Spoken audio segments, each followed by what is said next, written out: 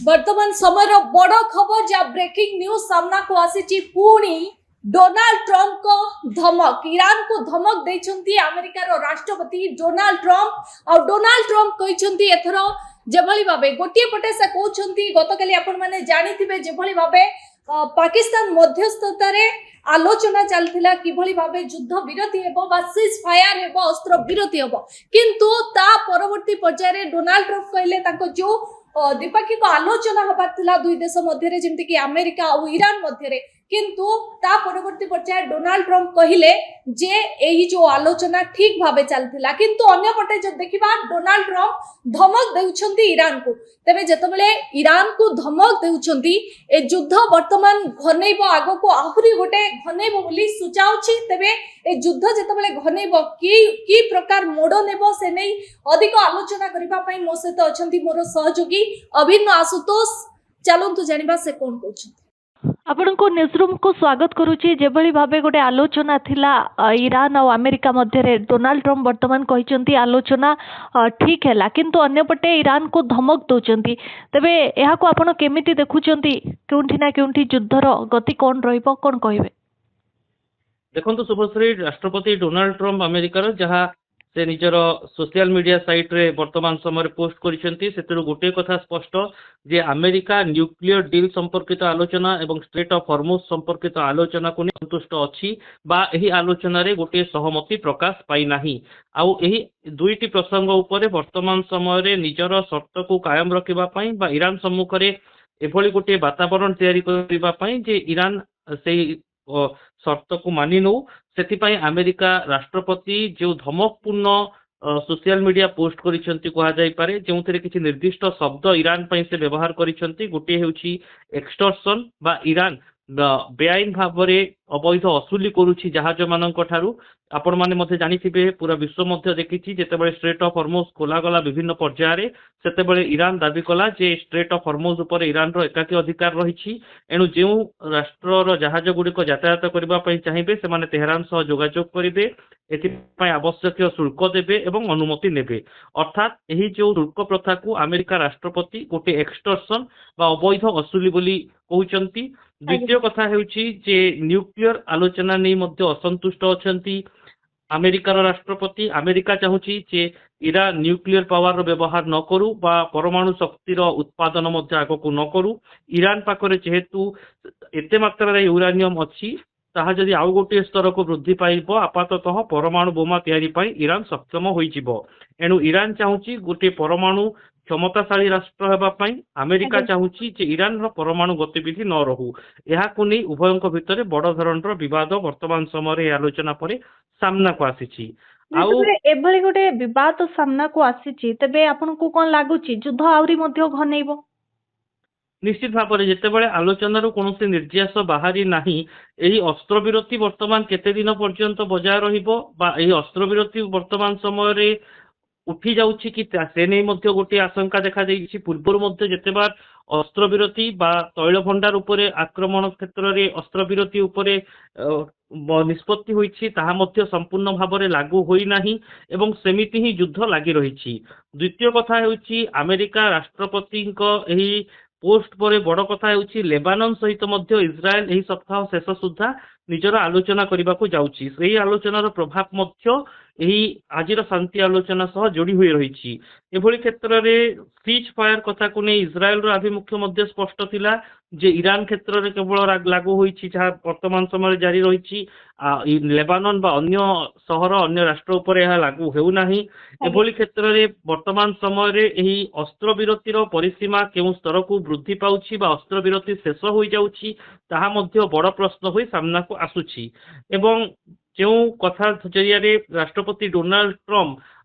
जेमिति चिहिकेला भली चिहिकी जाई आउ जन को उसुकाइला भली मंतव्य देइचंती जे ईरान वर्तमान समय रे अवैध असुली करुछि एहा द्वारा ईरान केउठी ना केउठी कूटनैतिक स्तर रे अधिक आघात पाइबो आउ गोटे कथा हेउछि जो शब्दर व्यवहार करिसेंती अमेरिका राष्ट्रपति एठी उल्लेख करिसेंती जे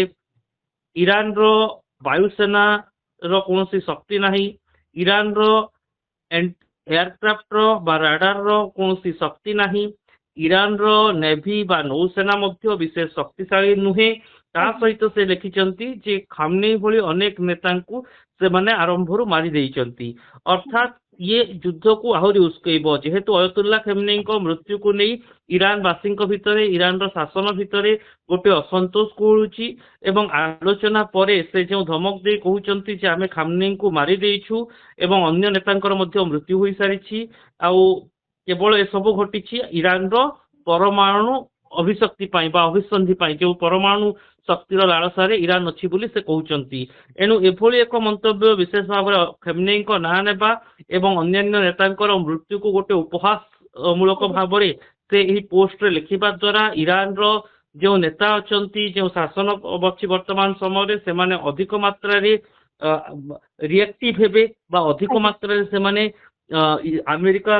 ଉପରେ ଆକ୍ରମଣ ପାଇଁ ଯୋଜନା କରିପାରନ୍ତି, ଆମେରିକା ଉପରେ ଅସନ୍ତୋଷ ବଢିପାରେ। ମାତ୍ରାରେ ରିଆକ୍ଟିଭ ହେବେ ଏବଂ ଯୁଦ୍ଧ ମଧ୍ୟ ଘନେଇବ। ବହୁତ ବହୁତ ଧନ୍ୟବାଦ ଆପଣଙ୍କ ଆଲୋଚନା ପାଇଁ।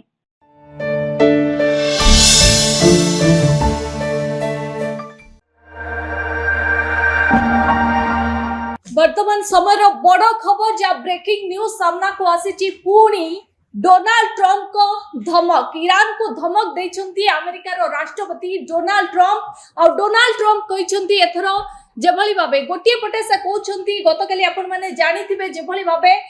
ପାକିସ୍ତାନ ମଧ୍ୟସ୍ଥତାରେ ଆଲୋଚନା ଚାଲିଥିଲା କିଭଳି ଭାବେ ଯୁଦ୍ଧ ବିରତି ହେବ ବା ସିଜ୍ ଫାୟାର ହେବ, ଅସ୍ତ୍ର ବିରତି ହେବ, କିନ୍ତୁ ତା ପରବର୍ତ୍ତୀ ପର୍ଯ୍ୟାୟରେ ଡୋନାଲ୍ଡ ଟ୍ରମ୍ପ କହିଲେ ତାଙ୍କ ଯେଉଁ ଦ୍ୱିପାକ୍ଷିକ ଆଲୋଚନା ହେବାର ଥିଲା ଦୁଇ ଦେଶ ମଧ୍ୟରେ, ଯେମିତିକି ଆମେରିକା ଆଉ ଇରାନ ମଧ୍ୟରେ, କିନ୍ତୁ ତା ପରବର୍ତ୍ତୀ ପର୍ଯ୍ୟାୟରେ ଡୋନାଲ୍ଡ ଟ୍ରମ୍ପ କହିଲେ ଯେ ଏହି ଯେଉଁ ଆଲୋଚନା ଠିକ ଭାବେ ଚାଲିଥିଲା। କିନ୍ତୁ ଅନ୍ୟପଟେ ଯଦି ଦେଖିବା, ଡୋନାଲ୍ଡ ଟ୍ରମ୍ପ ଧମକ ଦେଉଛନ୍ତି ଇରାନକୁ। ତେବେ ଯେତେବେଳେ ଇରାନକୁ ଧମକ ଦେଉଛନ୍ତି, ଏ ଯୁଦ୍ଧ ବର୍ତ୍ତମାନ ଘନେଇବ, ଆଗକୁ ଆହୁରି ଗୋଟେ ଘନେଇବ ବୋଲି ସୂଚାଉଛି। ତେବେ ଏ ଯୁଦ୍ଧ ଯେତେବେଳେ ଘନେଇବ, କି ପ୍ରକାର ମୋଡ଼ ନେବ, ସେ ନେଇ ଅଧିକ ଆଲୋଚନା କରିବା ପାଇଁ ମୋ ସହିତ ଅଛନ୍ତି ମୋର ସହଯୋଗୀ ଅଭିନ୍ନ ଆଶୁତୋଷ। ଚାଲନ୍ତୁ ଜାଣିବା ସେ କଣ କହୁଛନ୍ତି। ଆପଣଙ୍କୁ ନ୍ୟୁଜରୁମକୁ ସ୍ୱାଗତ କରୁଛି। ଯେଭଳି ଭାବେ ଗୋଟେ ଆଲୋଚନା ଥିଲା ଇରାନ ଆଉ ଆମେରିକା ମଧ୍ୟରେ, ଡୋନାଲ୍ଡ ଟ୍ରମ୍ପ ବର୍ତ୍ତମାନ କହିଛନ୍ତି ଆଲୋଚନା ଠିକ ହେଲା, କିନ୍ତୁ ଅନ୍ୟପଟେ ଇରାନକୁ ଧମକ ଦେଉଛନ୍ତି। ତେବେ ଏହାକୁ ଆପଣ କେମିତି ଦେଖୁଛନ୍ତି? କେଉଁଠି ନା କେଉଁଠି ଯୁଦ୍ଧର ଗତି କଣ ରହିବ, କଣ କହିବେ? ଦେଖନ୍ତୁ ଶୁଭଶ୍ରୀ, ରାଷ୍ଟ୍ରପତି ଡୋନାଲ୍ଡ ଟ୍ରମ୍ପ ଆମେରିକାର ଯାହା ସେ ନିଜର ସୋସିଆଲ ମିଡିଆ ସାଇଟ୍ରେ ବର୍ତ୍ତମାନ ସମୟରେ ପୋଷ୍ଟ କରିଛନ୍ତି, ସେଥିରୁ ଗୋଟିଏ କଥା ସ୍ପଷ୍ଟ ଯେ ଆମେରିକା ନ୍ୟୁକ୍ଲିୟର ଡିଲ୍ ସମ୍ପର୍କିତ ଆଲୋଚନା ଏବଂ ଷ୍ଟ୍ରେଟ୍ ଅଫ୍ ହର୍ମୁଜ ସମ୍ପର୍କିତ ଆଲୋଚନାକୁ ନେଇ ସନ୍ତୁଷ୍ଟ ଅଛି ବା ଏହି ଆଲୋଚନାରେ ଗୋଟିଏ ସହମତି ପ୍ରକାଶ ପାଇନାହିଁ। ଆଉ ଏହି ଦୁଇଟି ପ୍ରସଙ୍ଗ ଉପରେ ବର୍ତ୍ତମାନ ସମୟରେ ନିଜର ସର୍ତ୍ତକୁ କାୟମ ରଖିବା ପାଇଁ ବା ଇରାନ ସମ୍ମୁଖରେ ଏଭଳି ଗୋଟିଏ ବାତାବରଣ ତିଆରି କରିବା ପାଇଁ ଯେ ଇରାନ ସେଇ ସର୍ତ୍ତକୁ ମାନି ନେଉ, ସେଥିପାଇଁ ଆମେରିକା ରାଷ୍ଟ୍ରପତି ଯେଉଁ ଧମକପୂର୍ଣ୍ଣ ସୋସିଆଲ ମିଡିଆ ପୋଷ୍ଟ କରିଛନ୍ତି କୁହାଯାଇପାରେ, ଯେଉଁଥିରେ କିଛି ନିର୍ଦ୍ଦିଷ୍ଟ ଶବ୍ଦ ଇରାନ ପାଇଁ ସେ ବ୍ୟବହାର କରିଛନ୍ତି। ଗୋଟିଏ ହେଉଛି ଏକ୍ସଟର୍ସନ ବା ଇରାନ ବେଆଇନ ଭାବରେ ଅବୈଧ ଅସୁଲି କରୁଛି ଜାହାଜମାନଙ୍କ ଠାରୁ। ଆପଣମାନେ ମଧ୍ୟ ଜାଣିଥିବେ, ପୁରା ବିଶ୍ୱ ମଧ୍ୟ ଦେଖିଛି, ଯେତେବେଳେ ଷ୍ଟ୍ରେଟ୍ ଅଫ୍ ହର୍ମୁଜ ଖୋଲାଗଲା ବିଭିନ୍ନ ପର୍ଯ୍ୟାୟରେ, ସେତେବେଳେ ଇରାନ ଦାବି କଲା ଯେ ଷ୍ଟ୍ରେଟ୍ ଅଫ୍ ହର୍ମୁଜ ଉପରେ ଇରାନର ଏକାକୀ ଅଧିକାର ରହିଛି। ଏଣୁ ଯେଉଁ ରାଷ୍ଟ୍ରର ଜାହାଜ ଗୁଡ଼ିକ ଯାତାୟାତ କରିବା ପାଇଁ ଚାହିଁବେ, ସେମାନେ ତେହେରାନ ସହ ଯୋଗାଯୋଗ କରିବେ, ଏଥିପାଇଁ ଆବଶ୍ୟକୀୟ ଶୁଳ୍କ ଦେବେ ଏବଂ ଅନୁମତି ନେବେ। ଅର୍ଥାତ୍ ଏହି ଯେଉଁ ଶୁଳ୍କ ପ୍ରଥାକୁ ଆମେରିକା ରାଷ୍ଟ୍ରପତି ଗୋଟିଏ ଏକ୍ସଟର୍ସନ ବା ଅବୈଧ ଅସୁଲି ବୋଲି କହୁଛନ୍ତି। ଦ୍ୱିତୀୟ କଥା ହେଉଛି ଯେ ନ୍ୟୁକ୍ଲିୟର ଆଲୋଚନା ନେଇ ମଧ୍ୟ ଅସନ୍ତୁଷ୍ଟ ଅଛନ୍ତି ଆମେରିକାର ରାଷ୍ଟ୍ରପତି। ଆମେରିକା ଚାହୁଁଛି ଯେ ଇରାନ ନ୍ୟୁକ୍ଲିୟର ପାୱାରର ବ୍ୟବହାର ନ କରୁ ବା ପରମାଣୁ ଶକ୍ତିର ଉତ୍ପାଦନ ମଧ୍ୟ ଆଗକୁ ନ କରୁ। ଇରାନ ପାଖରେ ଯେହେତୁ ଏତେ ମାତ୍ରାରେ ୟୁରାନିୟମ ଅଛି, ତାହା ଯଦି ଆଉ ଗୋଟିଏ ସ୍ତରକୁ ବୃଦ୍ଧି ପାଇବ, ଆପାତତଃ ପରମାଣୁ ବୋମା ତିଆରି ପାଇଁ ଇରାନ ସକ୍ଷମ ହୋଇଯିବ। ଏଣୁ ଇରାନ ଚାହୁଁଛି ଗୋଟିଏ ପରମାଣୁ କ୍ଷମତାଶାଳୀ ରାଷ୍ଟ୍ର ହେବା ପାଇଁ। ଆମେରିକା ଚାହୁଁଛି ଯେ ଇରାନର ପରମାଣୁ ଗତିବିଧି ନ ରହୁ। ଏହାକୁ ନେଇ ଉଭୟଙ୍କ ଭିତରେ ବଡ଼ ଧରଣର ବିବାଦ ବର୍ତ୍ତମାନ ସମୟରେ ଏହି ଆଲୋଚନା ପରେ ସାମ୍ନାକୁ ଆସିଛି। ଆଉ ଏଭଳି ଗୋଟେ ବିବାଦ ସାମ୍ନାକୁ ଆସିଛି, ତେବେ ଆପଣଙ୍କୁ କଣ ଲାଗୁଛି ଯୁଦ୍ଧ ଆହୁରି ମଧ୍ୟ ଘନେଇବ? ନିଶ୍ଚିତ ଭାବରେ ଯେତେବେଳେ ଆଲୋଚନାରୁ କୌଣସି ନିର୍ଯାସ ବାହାରି ନାହିଁ, ଏହି ଅସ୍ତ୍ରବିରତି ବର୍ତ୍ତମାନ କେତେ ଦିନ ପର୍ଯ୍ୟନ୍ତ ବଜାୟ ରହିବ ବା ଏହି ଅସ୍ତ୍ରବିରତି ବର୍ତ୍ତମାନ ସମୟରେ